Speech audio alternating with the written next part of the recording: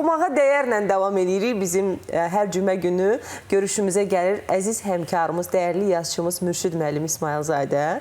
Salamlayırıq Mürşid müəllimi. Sabahınız xeyir olsun. Sabahınız xeyir olsun Mürşid müəllim. Sabahınız xeyir Aynur xanım, Firuz bəy xoş gördük və mən düşünürəm ki, yaddaşı itiləməyin ən vacib üsullarından biri də əlbəttə ki, kitab oxumaqdır. Kitab oxumaqdır.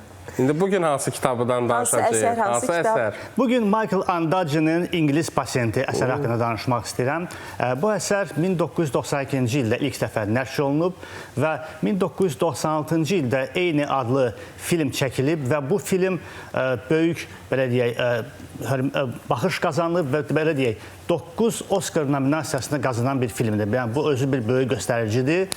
Kitab özü də əlbəttə ki, çoxlu mükafatlar qazanıb. Elə Qızıl Buker mükafatı, o da böyük bir, kitab haqqında böyük bir rəy bildirir.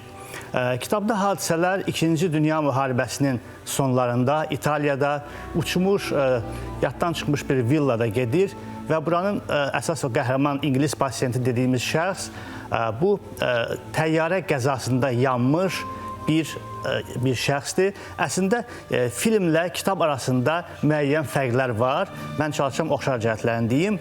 Və bu şəxs həmin o villada müalicə alır və maraqlı faktlardan biri odur ki, əslində onun İngilis pasiyenti deyirlər. Çünki nəyə görə?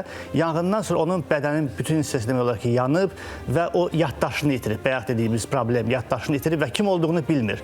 Sadəcə ingilislə danışdığı üçün düşünürlər ki, bu ingilisdir və ona İngilis pasiyent deyirlər. Amma əslində o heç ingilis deyil, o Macardır, onun milliyyəti Macardır və bu əsərdə Michael Ondaatje real, həqiqi, tarixi faktlara nəzər salıb. Çünki elə əsərin qəhrəmanı əslində Macar qraf Laszlo Almaşı, bu doğrudan da Macar aristokrat ailəsinin bir nümayəndəsidir, tədqiqatçıdır, kartoqrafdır, xəritəşünasdır, çox maraqlı bir insandır və belə deyək, hətta casusdur. Yəni onun həmin müharibə illərində xüsusi xidmət orqanlarına işləməsi haqqında məlumatlar da var. Və bu əslində tədqiqatçı qraf Laszlo deməli Afrikada Sahara səhrasında böyük tədqiqatlar aparıb və orada çox maraqlı qədim mağaralar aşkar edib ki, orada qayaüstü yazılar var. Və bu deməli həmin o villada qalır, bu İngilis pasiyent müalicə alır və ona qulluq edir bir tibb bacısı, Xan adlı tibb bacısı qulluq edir. O da çox maraqlı personajdır, çünki o da müharibənin ağırlı, acılı belə deyək, hadisələrini özündə hiss edir, yaxınlarını itirib və o özünə bir borc bilir ki, bir tibb bacısı olaraq həmin bu ağır xəstəyə baxır. Və orada bir maraqlı məqam var kitabda, deməli, həmin o villa dağıdılıb, belə yaddan çıxmış villadır və orada kitabxana var, böyük kitabxana var və o kitablardan nərdivanın, belə deyək, daha doğrusu pilləkənin təmiri üçün kitablardan istifadə edir və bu zaman həmin o Laszlo, İngilis pasiyent deyir ki, o kitablardan təmir üçün istifadə eləməkdənsə ən yaxşısı onun əsl necə lazımdır, kitab oxumaq lazımdır. Həmin kitabları mənim üçün sən oxuyarsın, o daha faydalı olar. Və bir də ən çox xoşuma gələn bu əsərdə məqam, Xana həmin villada xarab olmuş, belə deyək, dağıdılmış bir piano tapır və piano arxasında əyləşərək orada ifa eləməyə başlayır. Çox gözəl ifa edir və bu zaman 2 nəfər hərbiçi qaça-qaça onun yanına gəlir və əmr edirlər ki, o ifa eləməyi dayandırsın. Əlbəttə, Xana təəccüblənir və bu deməli hərbiçilər, onlardan biri, o da əsərin qəhrəmanlarından biridir. Kip adlı hindudur, o da Britaniya ordusunda xidmət edir. Mina axtaranların, belə deyək, zabitidir. Və o deyir ki, Almanlar bu ərazilərdən gedəndən sonra evləri minalayıblar, xüsusən də pianoları. Və burada bir partlayış ola bilər.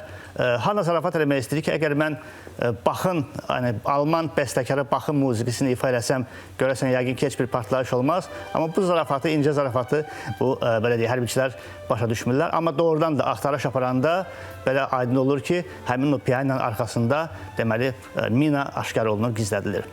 Bu əsərdə daha bir maraqlı personaj var. David, deməli, Caravaggio adlı bir personajdır. Bu personaj özü Kanadada olan bir oğrudur, cinayətkardır və onun xüsusi bacarıqlarına görə onun xüsusi xidmət orqanları istifadə edirlər ondan. Onu deməli nasistlər əsir alırlar və sorğu-sual zamanı onu işgəncə verirlər və barmaqlarını kəsirlər. Onun üçün o əlləri, barmaqları sarılmış formada təsvir olunur. Və həmin o işgəncə verənlərin rəhbərinin adı Tommasoni soyadlı bir şəxsdir. Və burada bir də maraqlı məqam var ki, yazıcı burada Caravaggio və Tommasoni adlarını elə-belə verməyib. Çünki biz tanıdığımız, eşitdiyimiz həmin o məşhur 17-ci əsrdə yaşamış Michelangelo Caravaggio adlı bir rəssam və onun haqqında belə bir əfsanə var ki, rəvayət var ki, o bir dəfə mübahisə əsasında öz yaxın dostunu öldürür. Burada səhv eləməsi mübahisə oyun üstündə, futbol üstündə, nəsə belə bir iş üstünə gedirdi. Onu təsadüfən öldürür və bu cinayəti işləyəndən sonra məcburlu Romadan qaçır. İtaliyanın hansısa bir əyalətində gizlənir. Lakin öldürülən şəxsin ailəsinin, deməli, ailəsi ondan intiqam almaq üçün belə deyək, bir növ killer göndərirlər Caravaggio'nu öldürmək üçün və orada da bir növ onun ölüm səbəbləri də müəmmalı qalır.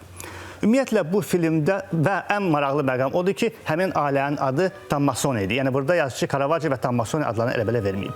Ümumiyyətlə, əsərdə çox dramatik hissələr var, sevgi də var, nifrət də var, xəyanət də var və mən düşünürəm ki, həm bunun kitabını da oxuya bilərsiniz, əlbəttə sonra da filmini də baxa bilərsiniz. Çox maraqlı bir əsərdir. Bu həftəlik bu qədər. Aparıcılarımız Aynur xanım, Firuz bəy, sözü ötürürəm sizə. Təşəkkür edirik. Çox sağ olun, çox təşəkkür edirik. İncə-incə, çox gözəl, maraqlı məlumatları əsər haqqında bizə verdi. Filmdən də danışdı. Yəqin ki, maraq oyandı. Kim ki, oxumayıb əsəri. Bəlkə filmə də baxmayanlar var. Filmə baxmışam, amma əsəri oxumamışam. Film çox məşhurdur, yəni əksəriyyət baxıb. Film də çox gözəldir ki, böyük Oscar mükafatları da müxtəlif nominasiyalarda. Amma mütləq şəkildə kitabını da kimlər ki, oxumayıb oxuyurlar. Çox sağ olun Mürşid müəllim. Təşəkkür edirik sizə.